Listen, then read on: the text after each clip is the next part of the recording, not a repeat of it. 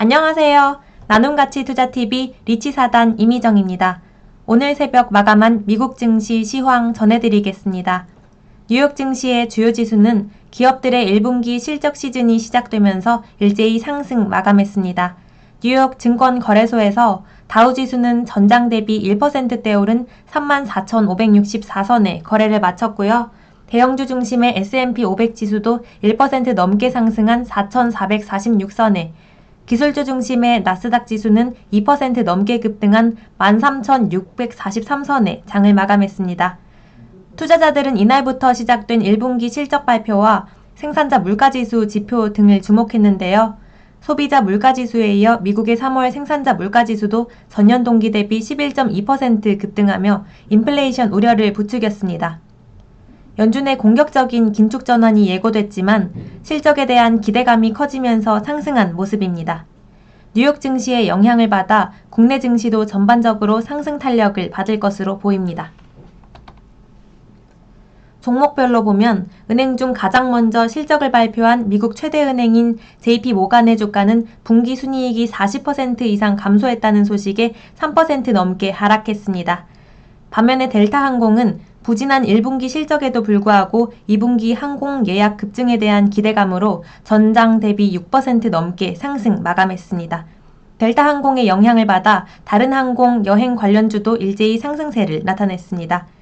1분기 실적 시즌인 만큼 계속해서 호실적이 예상되는 종목들을 위주로 관심을 가지면 좋을 것 같습니다. 반도체주는 반등했는데요. 엔비디아와 퀄컴은 3% 넘게 상승했습니다. 또 테슬라의 주가도 리튬 코퍼를 인수한다는 소문이 돌면서 3% 넘게 급등하며 천슬라를 회복한 모습을 보여줬습니다. 우리 증시도 2차전지와 반도체 등 기술주를 중심으로 좋은 흐름을 나타낼 것으로 보입니다. 국제유가는 러시아와 우크라이나 간의 대화가 교착 상태를 보이면서 오름세를 나타냈습니다.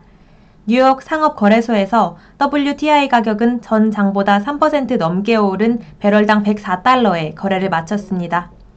러시아와 우크라이나 간의 협상이 돌파구를 마련하지 못하면서 유가가 오름세를 나타낸 것으로 보입니다. 이에 따라 오늘 국내 증시에서 정유와 에너지주가 상승 흐름을 보일 것으로 전망됩니다. 안전자산인 금 가격은 상승했는데요. 뉴욕 상품거래소에서 6월물 금 선물 가격은 전장 대비 0.5% 넘게 오른 온스당 1981달러에 거래를 마쳤습니다. 금 가격은 지난달 11일 이후 약 한 달 만에 가장 높은 수준을 유지했습니다. 미국 달러화의 가치는 하락했는데요. 미국의 3월 생산자 물가지수는 폭등했지만 유럽 중앙은행 회의가 오늘 예정돼 있는 데다 미국의 인플레이션이 정점에 이를 수 있다는 분석 속에 달러 가치가 절하했습니다. 주요 6개국 통화 대비 미국 달러화의 가치를 수준을 나타내는 달러 인덱스는 99.882로 0.4% 하락 마감했습니다.